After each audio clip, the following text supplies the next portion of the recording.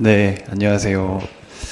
저도 이번에 29기 시험에 합격한 김세영이라고 합니다. 반갑습니다.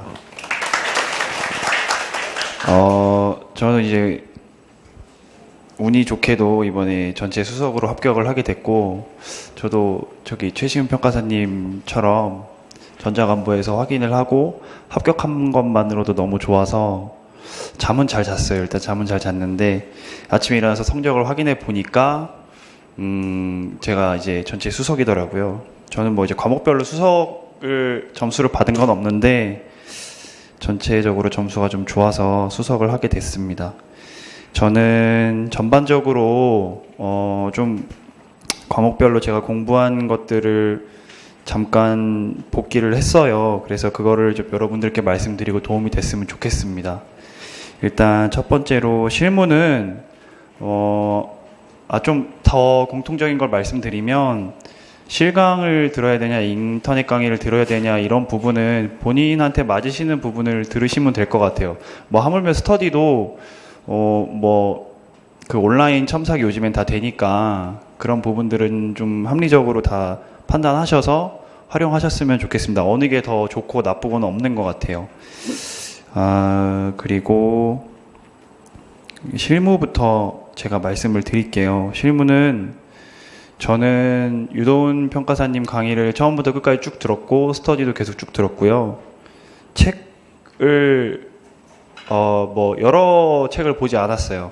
기본서도 유도훈 평가사님 것만 계속 봤고 문제집도 유도훈 평가사님 것만 계속 봤어요. 저는 문제집은 진짜 많이 풀었던 것 같아요. 저는 2년 차긴 한데 실무 같은 경우에는 문제는 몇십 번 푸른 것 같아요. 그 문제집도 그렇고 스터디 문제도 그렇고 정말 많이 풀었어요. 그래서 같은 문제를 많이 푸는 게 중요한 것 같습니다. 왜냐하면 시험에 나오는 것들은 그 어떤 이슈가 논점이 나오면 그걸 정말 자기가 체화가 돼서 바로바로 풀 수 있게 돼야 되기 때문에 그래서 최대한 많이 보는 게 중요한 것 같고요.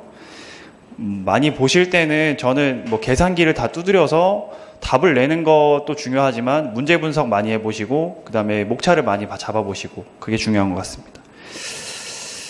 그리고 시험 직전에만 한 달 전쯤에만 다른 평가사님들의 스터디 문제 좀 낯선 문제들을 경험을 하고 들어갔어요. 물론 낯선 문제 풀 때는 채점 같은 거 해보면은 잘 점수는 안 나와요. 근데 그거는 정말 내가 낯선 문제에 어떻게 대처할 수 있느냐 그런 거를 이제 좀 점검하기 위해서 그런 식으로 하고 시험장에 들어갔고요. 전 딱히 오답 노트나 서브는 만들지 않았어요. 왜냐면 오답 노트 서브를 만들면서 공부가 되는 거잖아요, 사실. 근데 저는 그 부분을 그냥 무조건 다독으로 커버를 했던 것 같아요. 그리고 이론은 제가 작년에 이론이 꽈락이 났었어요. 37점이 나와서 트라우마도 좀 있었고 공부하면서 가장 힘들었고 이번 시험에서도 저는 이론이 제일 어려웠어요. 이론이 제일 어려웠는데 어떻게 공부를 해야 할지 도저히 몰라서 그냥 일단은 강의 있는 거 다 듣고 스터디 문제도 다 풀고 그리고 저는 이론은 너무 제가 부족하다고 느꼈기 때문에 기본서 다들 아시죠? 뭐 예를 들면 경홍수 평가사님의 감정평가론이라든지 아니면 뭐 그 외에 기본서를 하나를 정해서 저는 그거를 그냥 싹 다 저의 뭐라고 해야 되죠? 저의 입맛에 맞게 다 정리를 했어요. 처음부터 끝까지 기본서를 전체를. 그래서 그거를 계속 보면서 어떤 한 논점에 대해서 저의 약간 뚜렷한 주관 같은 걸 세우기 시작했던 것 같아요. 그래서 그런 게 많이 도움이 됐고 공부 범위는 절대 넓히지 않으셨으면 좋겠어요. 저는 이번에 2차를 두 번째 봤지만 작년에 공부할 때 정말 이상한 책 많이 봤어요. 우선 부동산 금융론, 부동산 경제론 이런 거 기본서들 일부러 사서 봤던 것 같은데 물론 그게 도움이 아예 안 됐다고는 할 수가 없겠지만 안 봐도 충분히 시험을 보실 수 있으시기 때문에 꼭 보지 않아도 될 것 같고 공부 범위 넓히지 말고 학원 이 공식적인 루트를 통해서 접하실 수 있는 그런 자료들만 가지고 공부하셔도 충분히 합격이 가능하실 것 같습니다. 그리고 법규를 말씀드리면, 법규는 저는 좀 다른 분들하고는, 좀 통상적인 분들하고는 공부 방법이 조금 달랐어요. 법전을 굉장히 많이 강조를 하세요, 많은 분들이. 저는 근데 법전은 한 번도 단독으로, 법전 단독으로 놓고 읽어본 적은 없어요.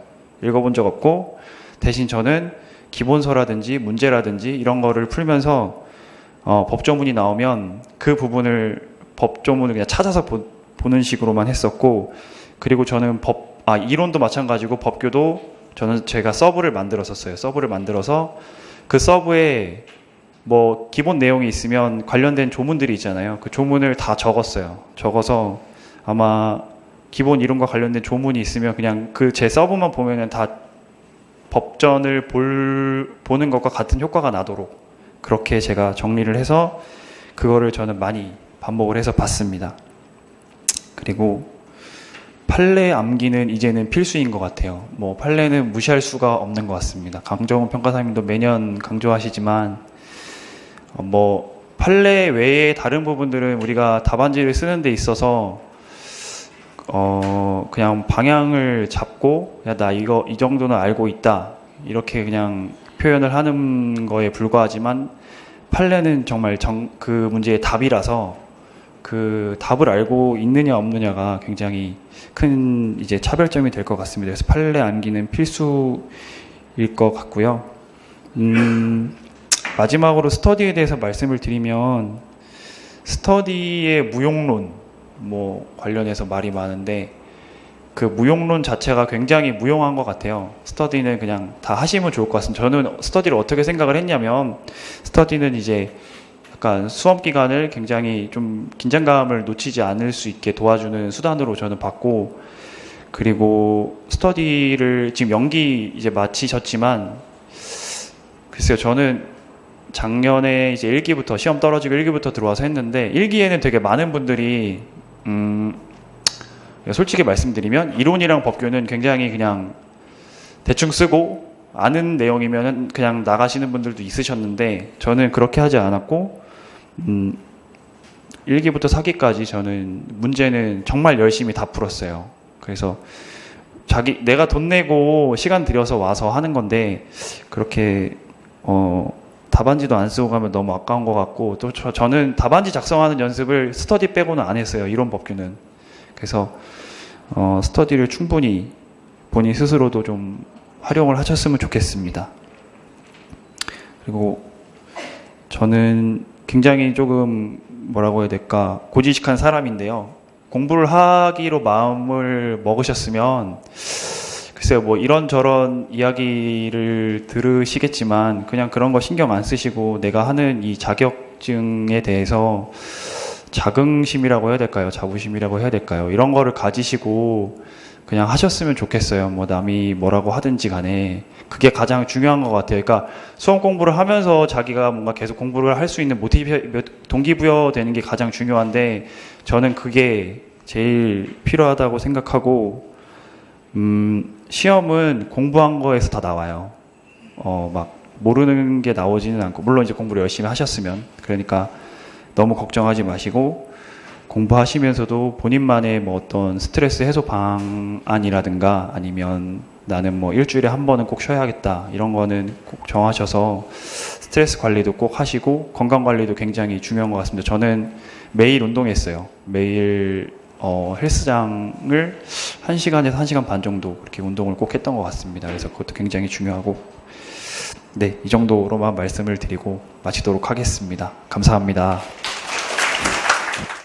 네, 안녕하세요. 저는 29기 감정평가사 합격생 최시은이고요. 그리고 실무를 운 좋게도 이제 어쩌다 보니까 수석을 하게 돼서 71점을 받았습니다. 그래서 여러분들한테 왜 70점을 제가 받았는지를 말씀드리려고 나왔는데요. 그러니까 저는 설법을 1기부터 4기까지 쭉 다녔는데 그동안 탑10 안에 든 적 거의 없어요. 거의 없고 한 30등 안쪽이나 못하면 이제 50등 그쯤까지도 떨어진 적도 있는데, 그래서 사실 합격 발표를 이제 전자공시로 확인하고 엉엉 울고 6시쯤에 살짝 잠이 들었다가 9시 반에 후배가 전화를 해가지고 언니 점수 확인해봐요 뭐 이러길래 확인을 했는데 실무가 71인 거예요. 그래서 와 점수 진짜 잘 주셨네요 이러니까 언니 그거 최고 점수예요 막 이러고 하길래 이제 그제서야 이제 공고를 보니까 이제 맞더라고요. 그래가지고 근데 좀 어벙벙해가지고 제가 뭘 도와드릴 수 있을까 하면서 이제 그날 시험지를 갖고 왔거든요. 그러면서 이제 차근차근 말씀을 드리자면은 저는 제가 몇 년 차인지도 말씀을 안 드렸구나. 그러니까 제가 예전에 2년 공부하고 2년 쉬고 다시 이제 해서 3년 차에 이제 합격을 한 건데 뭐 길게 하면은 5년 차라고 말씀을 드리고 있거든요. 근데 그래서 제가 16년도, 17년도, 18년도 이렇게 봤는데 16년도에는 실무 꽈락이 났고요. 그다음 17년도에는 58.5였고 18년도 올해는 71점이었던 거예요. 그래서 뭐 운 좋게도 이제 10점 이상씩 이렇게 오른 건데 이제 작년에 그래서 저는 산인공을 2번을 갔다 왔어요. 그래가지고 거기 가시면은 이렇게 문항별로 득점을 알려주세요. 그래서 여기서 뭐가 되게 많이 적혀 있는데 제가 그걸 보면서 거기는 아무것도 들고 들어갈 수가 없어서 무조건 제 눈으로 보고 외우고 나와야 돼가지고요. 일단 가가지고 문항별로 득점률을 받고요. 그 다음에 페이지 수를 확인을 하고 그 다음에 이제 잠시만요. 그렇게 해서 그래서 유독 득점률이 좋았던 게 있었는데 작년 2번이랑 4번을 제가 좀 많이 맞았어요. 그래가지고 왜 얘네 2개를 유독 잘 나왔을까를 좀 고민을 많이 했어요. 그래서 지난 1년 동안 이제 왜 그랬을까 해서 보니까 4번 문항을 이게 아파트를 그 비중 가격으로 하는 거였는데 제가 그거를 목차를 다 했어요. 사시지게 그거를 다 하고 특히 이거 개별 요인 같은 경우에는 문제 보면은 이 본건 물건이 이 아파트가 가치 형성 요인, 가격 형성 요인에는 뭐뭐뭐뭐가 있다. 뭐 층향, 동향, 층향, 뭐 이렇게 있더라고요. 그래서 그거를 이제 다 언급을 하면서 뭐뭐뭐뭐는 대등 하고 그다음에 이제 차별점이 되는 부분을 이제 그다음에 소목차로 잡아가지고서 따로 도출을 했거든요.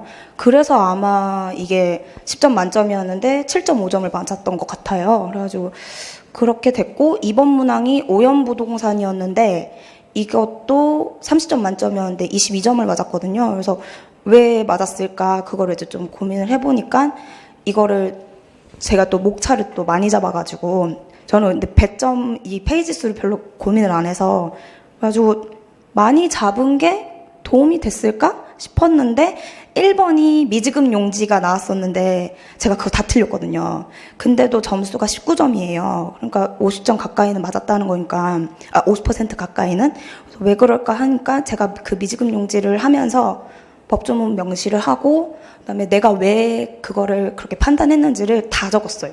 좀 서술이 길어지더라도 좀 다 적었고 그래서 아마 운 좋게도 이제 19점을 맞았나 보다 이러고 생각이 들어서 이제 이 시험을 준비를 할 때 좀 전문가적인 판단 사항을 구체적으로 법이든 해설서든 거기를 기초를 두고 내 생각을 밝혀주면은 좀 좋게 봐주시는 것 같아요. 얘 좀 아나 보다. 그러니까 그 말이 좀 틀리더라도 얘 좀 아니까 이 말을 적는구나 라고 봐주시는 것 같아요. 그래서 특히 올해 1번 같은 경우에는 잠시만요. 1번 같은 경우에는 물음이 4개였어요. 그래서 물음 1번에서 인근 지역을 이제 쭈룩 이제 모두들 다 쓰실 거예요. 그쯤 되면은 뭐 의이든 뭐 판정 기준이든 뭐든 다 쓰실 텐데 그 다음에 이제 물음 2번이 보면은 적정 가격을 산정을 해야 돼요. 그래서 저는 이걸 당연히 구분지 상권이니까 그럼 나지 이러고 했는데 이제 그거는 이제 나중에 말씀드릴게요. 나지라고 판단을 하고 그 다음에 이제 보니까 지하 사용에 대한 보상금을 구해라 라고 해서 여기서는 입체 이용 저해율을 구해서 뭐 그렇게 하라는 얘기인가 보다. 근데 이제 물음 4번이 기준의 문제점을 적으라는 거예요. 그래서 근데 이게 그때는 판단이 안 됐어요. 처음에 읽었을 때는. 그래서 뭘까 이러고서 넘기고 이제 쭉 풀던 중에 이제 이거 표준지도 문제가 됐었는데 인근 지역을 보통 비교 표준지 선정 기준으로 먼저 하잖아요. 그러니까 앞에 이제 비교 표준지 선정 기준 해서 용의 주지 그거에 맞춰서 쭉 적었어요. 그래서 웬만해서 인근 지역을 고르는 게 맞는데 여기서 이제 나중에 보시면은 그 토지 지역 요인에 관한 자료라는 부분이 있어요. 근데 거기를 쭉 보시면은 그 용의 주지에 관한 판단이 쭉 있어요. 인근 지역 판단 기준들이 뭐 대경관 뭐 이렇게 해가지고 나오는데 마지막에 이제 중앙 분리대가 있다라고 얘기를 하는 거예요. 그래서 표준지가 중앙 분리대를 놔두고 대상 토지가 여기 있고 표준지 1이 여기 있고 그다음에 표준지가 2가 여기 있고 그다음에 보상설례는 여기 있어요. 그래가지고 이거 뭐지 이러고 하다가 저는 당연히 기호 2가 맞을 줄 알았어요. 이거 맞겠지. 얘가 인근 지역이겠거니. 왜냐 앞에 표현들이 그랬거든요. 그랬는데 중앙 분리대가 있다? 그러니까 내 집 앞에 도로가 그렇게 나 있고 중앙 분리대가 있으면 내가 거길 넘어갈 수 있을까? 라고 생각하니까 그럼 이거 유사 지역이네 라고 판단을 해가지고 그래서 표준지 기호 1을 택했어요. 그래가지고 그거를 이제 택하고 이제 사실 너무 고민이 돼가지고 근데 이거는 너무 논란이 될 것 같아서 이거는 뭐든 그냥 쓰는 놈이 이기겠다 싶어서 그냥 밀고 갔어요. 그렇게 하다가 제일 어려웠던 부분이 개별 요인이었어요. 근데 여기 보시면은 세 항목별 격차율은 감정평가사가 판단할 사항임라고 적혔거든요.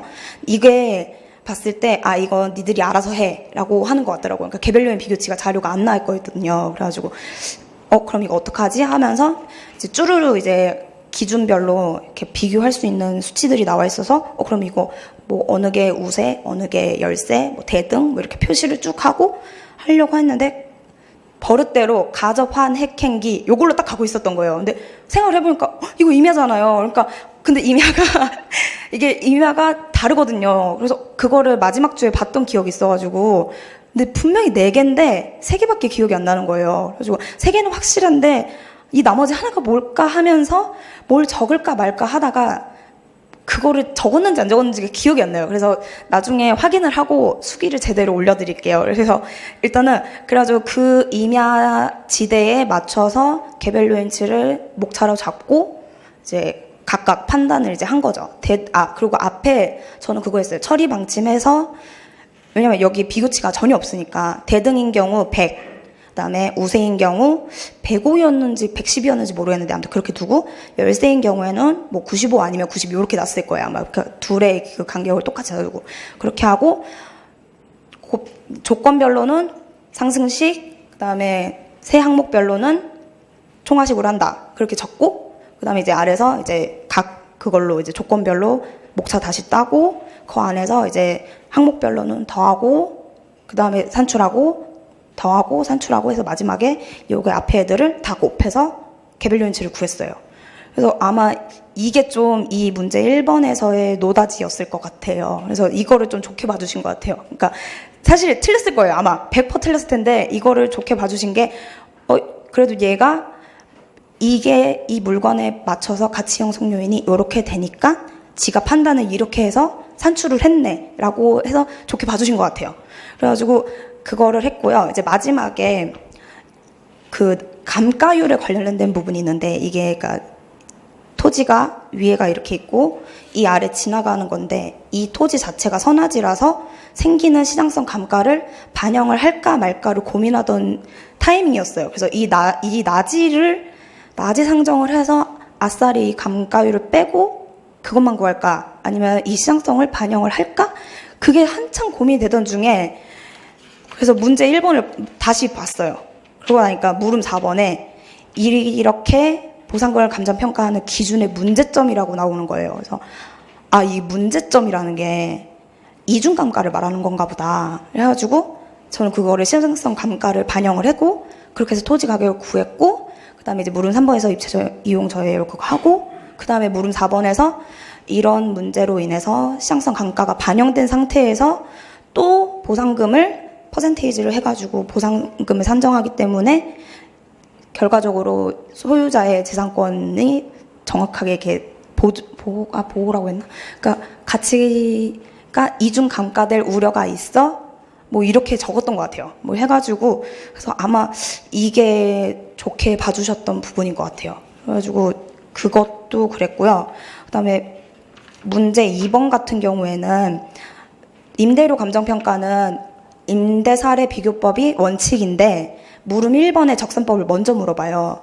그래서 이거 원래 현업에서 적산법을 많이 하는 건 아는데 법상으로는 임대사례 비교법이 원칙이잖아요. 그래서 저는 이거를 이제 평가 개요에다가 적었어요. 원래 법 뭐 감칙 몇 조 22조인가? 네, 22조상 임대사례 비교법이 임대료 가치 평가의 뭐 주된 방식이나 뭐 현업상 뭐 이런 문제가 있어 해가지고 적산법으로 구한다 이렇게 했어요. 그렇게 해가지고 왜 적산법이 먼저 나오는지를 얘기를 해줘야 될 것 같아서 그렇게 한 다음에 이제 적산법 구하고 그렇게 했거든요.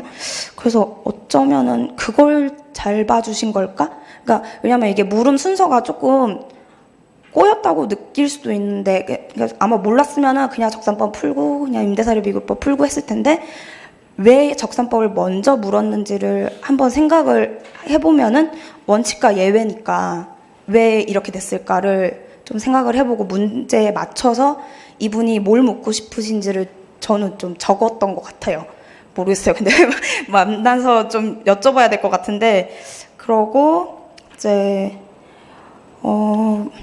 문제 3번은 뭐 공부하시면은 다 하실 수 있는 부분일 것 같고 그다음에 문제 4번 같은 경우에는 사실 조소득 승수가 수익환원법 처음에 배우고 이후에 풀 일이 없어요. 기본 문제집 풀고 난 이후에는 풀 일이 없어서 얘를 어떡하지? 이러고 하다가 얘의 의의부터 적고 그다음에 얘가 왜 쓰이는지 수익환원법에서 왜 얘를 그 같이 평가하는 방법으로서 쓰고 있는지를 좀 적고 그렇게 해서 이제 쭉 푼 다음에 이제 마지막 물음 2번에서 갑의 가치 산정 논리를 적으라고 해요. 그렇게 하고 물음 1에 기초한 평가 검토 의견을 내라라고 하길래 일단 가치 산정 논리라는 거는 뭐 가격 재원칙이나 이거 수익성 부동산이니까 수익성에 관련된 얘기를 좀 해야 될 것 같아서 얘는 주거용 건축물인데 뭐 그렇게 뭐 수익성을 기대하기가 뭐 어려운 부동산 뭐 이렇게 적었던 것 같아요. 그렇게 해가지고 막 수익성, 뭐 가격 재원칙 뭐 몇 개 적고 그렇게 한 다음에 검토 의견으로 주거용 건축물에 대해서 조소득 승수로 감정평가하는 것은 좀 이렇게 해서 괴리 가능성이 있다. 뭐 시장 가치와의 괴리 가능성이 있다. 뭐 이런 식으로 하고 나니까 끝난 것 같아요. 그래가지고 저는 1번부터 4번까지 그냥 쭉 순서대로 풀었었는데 그렇게 해서 18페이지를 썼거든요. 그래가지고 뭐 그랬던 것 같아요. 그래서 어쩌면은 좋게 봐주신 게 아닐까. 그러니까 제가 말씀드리고 싶었던 거는 혹시 요번에 아깝게 떨어진 분은 저는 작년에 총점 1점으로 떨어졌거든요. 그래서 도대체 왜 뭐가 문제지? 이러면서 이제 근데 물론 실무가 잘 나와서 그랬던 건 맞는데 그래가지고 그것도 땡큐긴 감사하긴 한데 그래서 이제 가가지고 산인공 가서 이제 문항벽을 득점 보면서 계속 그걸 엄청 많이 봤던 것 같아요. 나는 도대체 이걸 왜 60%에 가까운 득점을 했고 아니면 또 운 좋게도 뭐 70%에 가까운 득점을 했는지 그리고 왜 얘는 꽈락에 미치는 점수가 나왔을까? 그것도 막 바꾸고 그러니까 실무는 그런 게 없었는데 이론이랑 법규는 제가 문제 몇 개를 좀 잘 못해서 문항별로 따지자면 40%에 못 미치는 점수를 받았거든요. 그래가지고 그거를 이제 좀 계속 가가지고 봤어요. 그래서 혹시 답안을 좀 보실 기회가 생기신다면은 이 문항별 득점을 꼭 갖고 나오셔서 열심히 뭐가 틀렸는지를 쭉 보신 다음에 외워서 나오세요. 그래가지고 이렇게 적어 놓으세요. 그래가지고 저는 제가 뭐가 문제였는지를 계속 보면서 저를 계속 보완을 했던 것 같아요. 그러면서 이제 이 GS 와가지고 하면서 매주 시험 보는 기분으로 맞춰서 했고요. 그다음에 문제 풀 때마다 매주 나오는 게 유돈쌤이 그 문항별로도 알려주시잖아요. 그거를 이제 전체 점수에서 그 문제 점수에서 몇 퍼센트를 내가 득했는지 그리고 최고 답안에서 왜 이 사람은 나보다 어느 부분에서 더 잘 봤는지 솔직히 똑같이 처리 방식 적었을 거고 뭐 사시지게 뭐 했을 거고 뭐 아니면 공시지게 그 했을 텐데 왜 뭐가 달랐는지를 좀 더 그 디테일한 부분을 찾으시면은 도움이 되실 것 같아요. 그리고 제일 중요한 거는 정의 똑바로 적으시고 서술하실 때 절대 그거 진짜 너무 영향이 큰 것 같아요. 그리고 이제 문제의 이 생각이 왜 출제자가 이렇게 내셨을까를 좀 한번 생각해 보시고 요렇게 하고 싶으셨나 보다 이렇게 하고 좀 자의적 판단은 아니고 저는 이거에 입각해서 이렇게 판단했습니다 라고 보여드리면은 납득을 하실 것 같아요. 틀려도. 그래서 예시답안 나중에 보셔도 어떻게 틀렸어 이렇게 하더라도 틀리신 방향이더라도 주체적인 생각이 뭐 법에 근거했고 해설서에 근거했는데 그거 외에 공백 부분에 관한 부분이 논점이었으면은 이거는 어떻게 적으셨느냐가 중요한 것 같아요. 그러니까 공백에 관한 부분을 내가 얼마나 전문성 있는지를 보여드리면은 이제 좀 도움이 되실 것 같아요. 그리고 저는 그러니까 시험장 갈 때 생각을 한 게 모든 문제가 자료가 완벽하게 나오진 않을 거다라고 생각을 했고요. 왜냐면은 16년도 같은 경우에는 건물의 경제적 내용 영수를 안 적어주셨거든요. 그래서 그거를 이제 막 50년이냐 아니면은 진짜 풀어가지고 89점 얼마냐 막 이런 얘기가 되게 논의가 많았는데 나중에 결과 나오고 보니까 그 부분은 별로 문제가 안 됐던 것 같아요. 저도 그 부분은 89점 얼마가 나와서 그냥 주석 처리하면서 근데 이거 철근 콘크리트조 뭐 건물의 경우 뭐 이 사례 추출법은 상당히 과다한 것으로 보여 뭐 그렇게 하면서 이제 보통 많이 사용하는 뭐 50년을 기준으로 했다. 그러니까 진짜 보통 많이 사용하는이라고 표현은 안 했고 그냥 그렇게 표현을 그런 식으로 했던 것 같아요. 그래서 보통 50년으로 두고 했으니까 그래서 50년 기준으로 했다라고 밝혔었고요. 그런 식으로 이제 좀 배짱 있게 대응을 하셨으면 좋겠어요. 그러니까 배짱 있게 대응하는 게 모든 문제를 나 다 알아 막 이렇게 하시라는 게 아니라 그런 부분이 생겼을 때 판단이 주저되는 부분이 생겼을 때 도저히 문제 안에서 못 찾을 것 같다 하면은 그 부분은 내가 왜 이렇게 생각했는지를 이유하고 결과를 분명히 밝히시고 그거에 맞춰서 딱딱딱딱 쓰시면은 좋게 봐주시는 것 같아요. 네. 그래서 제가 진짜 사실 계속 여쭤보세요. 뭐 71점 어떻게 받았나요? 이러고 하는데 저는 제가 진짜 실무를 원래 아주 잘하는 뭐 날리는 사람도 아니었고 그냥 하던 사람이었는데 그날 유독 뭐가 좋게 봐주신 부분이 있었나 봐요. 적은 답안 중에. 그래서 지금 좀 쥐어짜서 생각을 해보니까 그런 부분이지 않았을까 싶어요. 네. 보탬이 됐으면 좋겠고요. 뭐 71점 안 받아도 합격 다 하십니다. 그러니까 네, 세 과목 다 잘하시는 게 더 중요하고요. 네, 열심히 공부하셔서 내년에는 꼭 좋은 결과 있으시길 바랄게요. 네, 감사합니다. 안녕하십니까. 저는 이번에 운이 좋게 합격을 해가지고 이제 이렇게 자리에 서게 되었습니다. 저는 이제 제가 오늘 발표하게 된 연유가 제가 이 학원에서 1차, 2차 수업을 다 들었었고 그 다음에 다른 그 교수님, 감정평가사님 수업은 듣지 않았습니다. 그래서 이런 상징 그런 것 때문에 발표하게 된 것 같은데 예. 저는 그렇게 생각합니다. 저희가 그 감정평가사라는 목표를 가지고 이제 항해하는 배라면 평가자들이 이제 길을 가르쳐주는 존재고 나아가기 위해서는 제가 그에 대한 노력을 해야 된다고 생각합니다. 근데 그 길에 있어서 잘못 나아가게 된다면 그 시간은 길어질 수밖에 없고 그 시간을 줄이기 위해서는 한 가지 길만을 이렇게 가는 게 좋다고 생각을 합니다. 근데 저는 이제 감정평가사를 하게 된 게 직장 다니다가 일과 휴식의 밸런스를 위해서 나중에 물론 수습 때는 힘들겠지만 그걸 위해서 이제 마음 먹고 하게 되었고 일단 제 공부 시간은 좀 독특해가지고 저랑 맞으시는 분들이 있을 거고 맞지 않으신 분들이 있을 겁니다. 저는 오전에는 공부를 하지 않았습니다. 무조건 오후 1시, 2시부터 시작을 해가지고 밤 10시까지 그 정도 공부를 했고 그 밤 10시가 왜 밤 10시냐면 이 수업이 끝나는 시간이 10시입니다. 예. 그리고 2시부터는 이제 한 6시까지 밥 먹을 때까지 이제 제가 실무 공부를 저는 공부를 약간 기간별로 했습니다. 실무를 3월 달부터 한 9월까지 그리고 학원 교재 뭐 1000점 종합 문제 저는 거의 한 2회독 정도 한 것 같습니다. 그리고 다른 거 이제 스터디 문제를 좀 풀어본다든지 그런 게 있었고,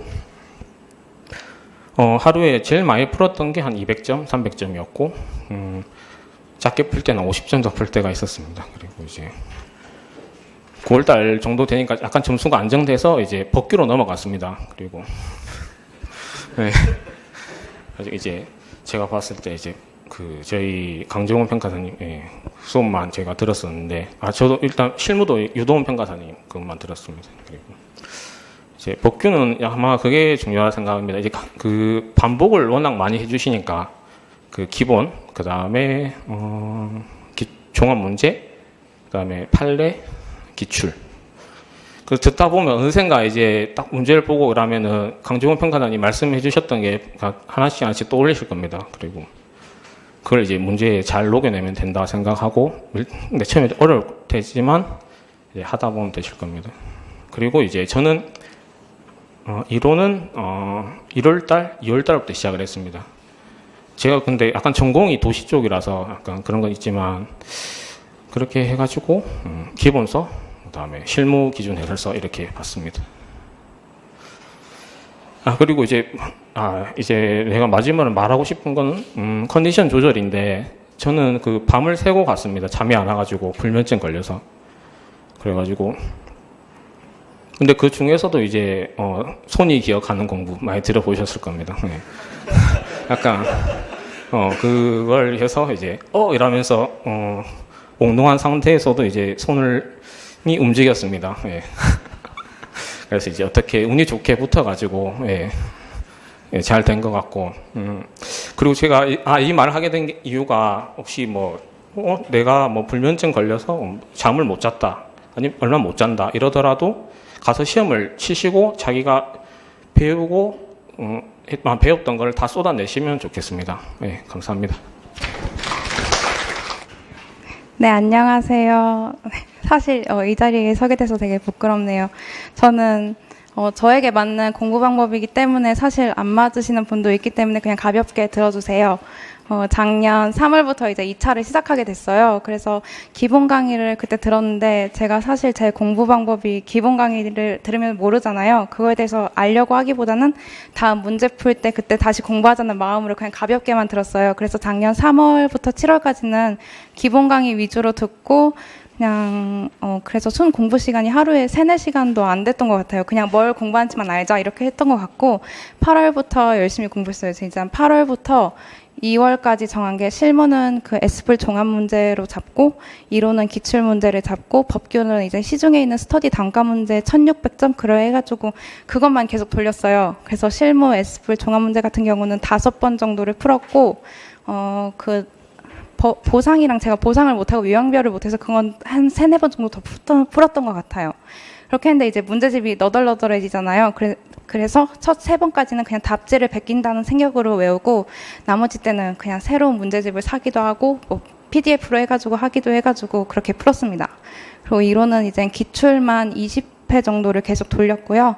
법규도 이제 스터디 있는 단과 1600점만 계속 돌렸습니다. 그렇게 해서 했는데, 그리고 이제 개인 시간은 이제 아침 8시 반에 이제 개별 스터디원이랑 모여가지고 종합문제 S풀을 같이 풀고, 12시부터는 이제 혼자 풀었습니다. 그렇게 해서 처음에 이제 처음 문제 100점을 풀면 모르는 거기 때문에 사실 오래 걸려요. 그렇게 해서 한 달을 이제 100점을 한 번씩 다 풀면 그 다음 익숙해지기 때문에 그 다음 주부터는, 다음 달부터는 200점, 300점 이렇게 풀었습니다. 이때 그 연습장에다 풀었다기보다는 그냥 목차랑 키워드 이렇게 위주로 적어서 빨리빨리 얕게 해가지고 계속 돌렸던 게 도움이 된 것 같습니다. 그리고 사실 그 2기 중반까지는 제가 오픈북을 했었어요. 사실 실무 빼고는 오픈북을 했었는데, 3기부터는 이제 등수를 신경 쓰기 시작했어요. 그래서 그 전까지는 실무 등수만 보고, 3기 때는 이제 15등 안에 들도록 계속 노력을 했었고, 그 풀다 보면 이제 감이 와요. 실무를 보고 잘 봤다 하면 이제 이론 법규는 그냥 풀던 대로 풀면 되는데, 실무를 못 봤다 이런 감이 오잖아요. 그렇게 하면 이제 법규랑 이론은 더 신경 써서 많이 푸는 그런 걸 위주로 했어요. 그래서 스터디 올 때 내가 답을 맞추자 이런 마인드도 좋지만, 진짜 시험이라 생각하고 만약에 이론을 못 봤을 때 내가 다른 과목은 어떻게 할지 이런 거 위주로 생각해서 풀었습니다. 이렇게 해서 실무랑 법규는 50점대 중반에 받았는데, 제가 사실 이론을 제일 자신 있어 했는데, 이론을 이제 중간에 답지 바꾼 것도 있지만 40대 초반까지밖에 못 받았어요. 그래도 이렇게 된 거는 그나마 법규를 그래서 이론을 못 본 걸 알고 법규를 더 많이 쓰고 더 목차를 세세하게 잡았던 것 같습니다. 네, 들어주셔서 감사해요.